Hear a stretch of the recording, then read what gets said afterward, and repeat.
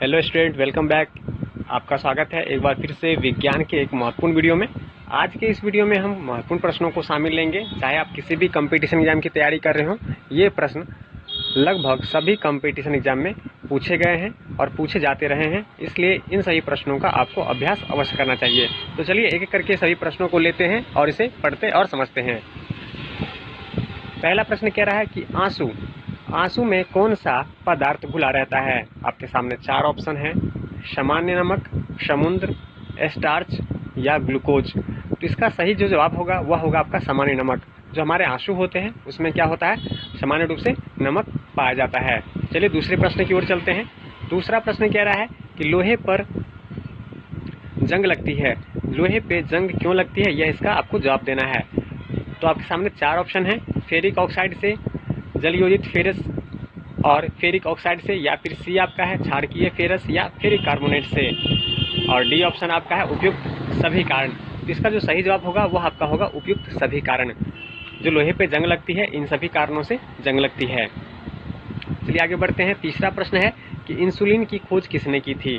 तो आपके सामने चार ऑप्शन है: बेंटिंग ने, डोमेक ने, रोनाल्ड रॉस ने या हार्वे ने। तो इसका जो सही जवाब होगा वह होगा आपका बेंटिंग ने। इंसुलिन की जो खोज की थी वह बेंटिंग ने की थी। तो चलिए चौथे प्रश्न की ओर चलते हैं और इसे देखते हैं।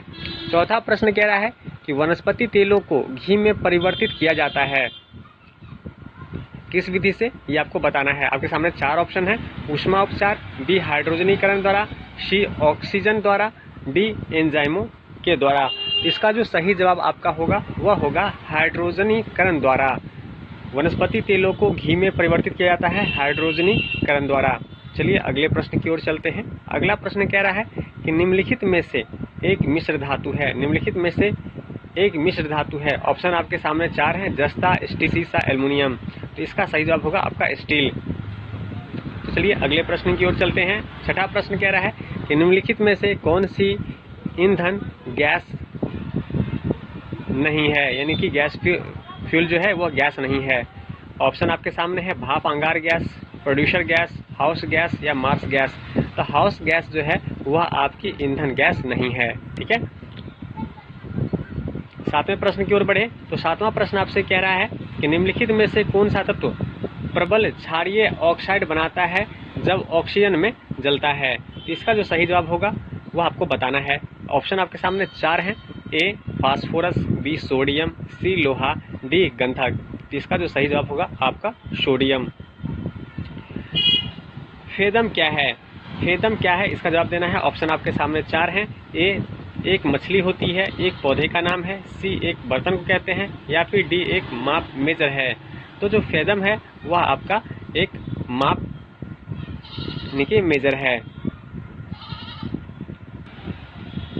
नौवां प्रश्न कह रहा है कि रीचर स्केल किसके नापने में प्रयोग होता है। ऑप्शन आपके सामने चार हैं: भूकंप की तीव्रता नापने में, वायु की गति नापने में, समुद्र की गहराई नापने में, या फिर शरीर का माप नापने में।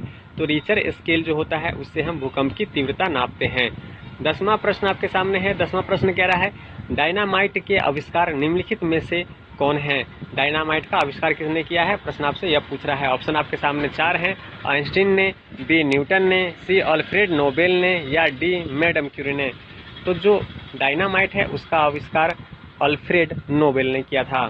तो चलिए 11वें प्रश्न की ओर चलते हैं। 11वां प्रश्न कह रहा है कि प्लास्टर ऑफ पेरिस प्राप्त किया जाता है: ए सोडियम कार्बोनेट से, बी जिप्सम से, सी यूरिया से, या फिर डी कार्बन से। तो इसका जो सही जवाब होगा वह होगा आपका सी बी जिप्सम।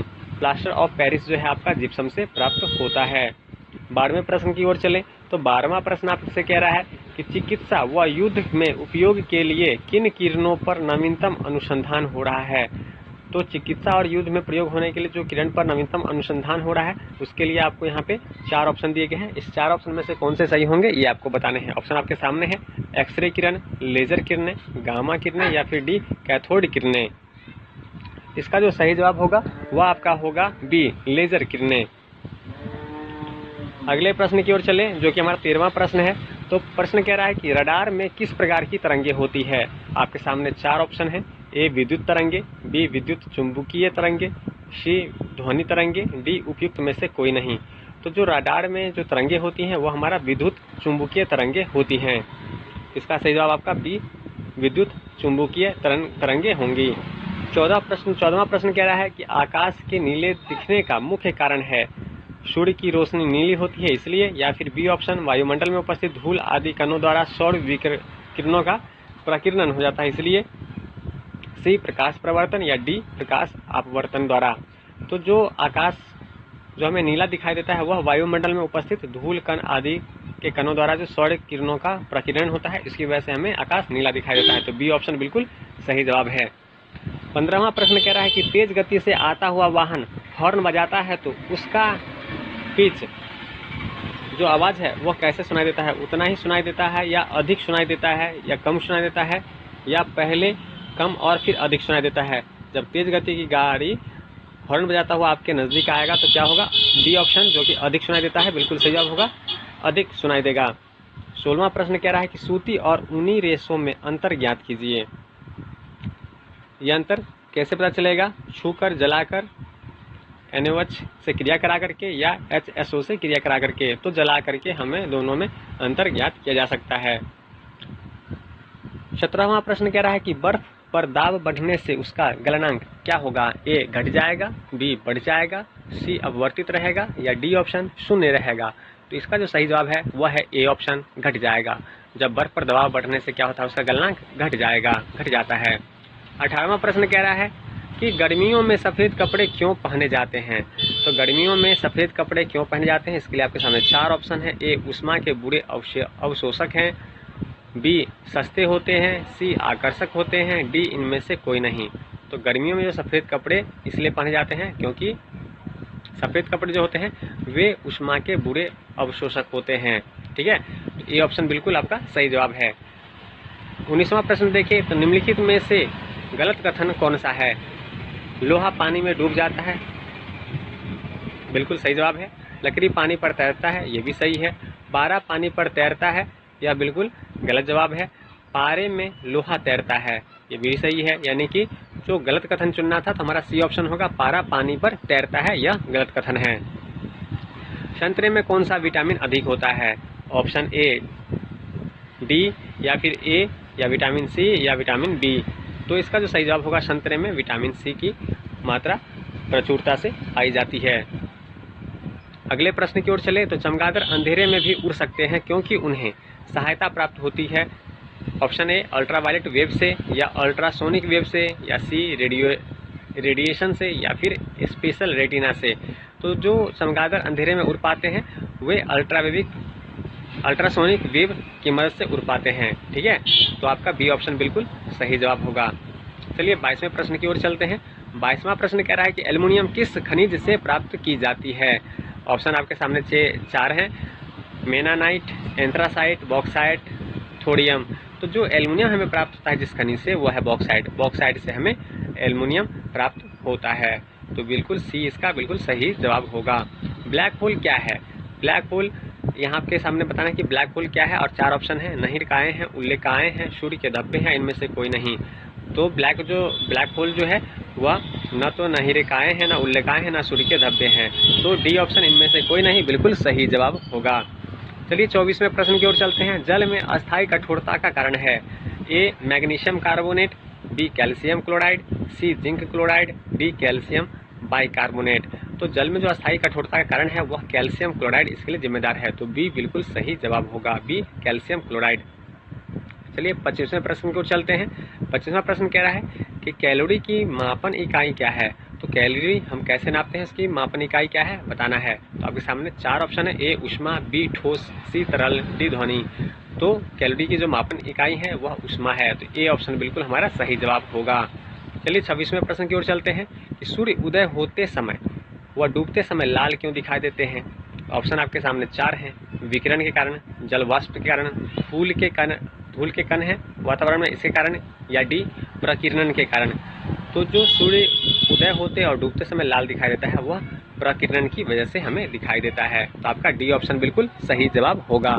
चलिए 27वें प्रश्न की ओर चले। 27वां प्रश्न कह रहा है कि घरों में विद्युत संयंत्र जोड़े जाते हैं। घरों में विद्युत संयंत्र जोड़े जाते हैं, श्रेणी क्रम में, समांतर क्रम में, मिश्रित क्रम में या इनमें से कोई नहीं। तो घरों में जो विद्युत संयंत्र जुड़े जाते हैं, जो तार वायरिंग होती है, वह आपका समानांतर क्रम यानी कि पैरेलल क्रम में जोड़े जाते हैं। तो आपका बी ऑप्शन बिल्कुल सही होगा। 28वें प्रश्न की बात करें कि लोहे में जंग लगना एक क्या है? भौतिक क्रिया है, रासायनिक क्रिया है, सामान्य क्रिया है, इनमें से कोई नहीं। तो देखिए, लोहे में जो जंग लगता है वह एक रासायनिक क्रिया है। ठीक है, तो बी ऑप्शन हमारा बिल्कुल सही जवाब होगा। 29वें प्रश्न को देखें तो विद्युत बल्ब का जो फिलामेंट किसका बना होता है? तो आपके सामने 4 ऑप्शन है, क्रोमियम, टंगस्टन, तांबा, जस्ता। तो जो विद्युत बल्ब के जो फिलामेंट होते हैं वे टंगस्टन से बने होते हैं। आपका बी ऑप्शन बिल्कुल सही जवाब होगा। 30वें प्रश्न की बात करें तो केतली में पानी का गर्म होना उदाहरण है किसका? चालन का, संवहन का, या विकिरण का, या संघनन का। तो जो केतली में पानी गर्म होता है यह किसका उदाहरण है? संवहन का। तो इस तरह से आपका ये बी ऑप्शन बिल्कुल सही जवाब होगा।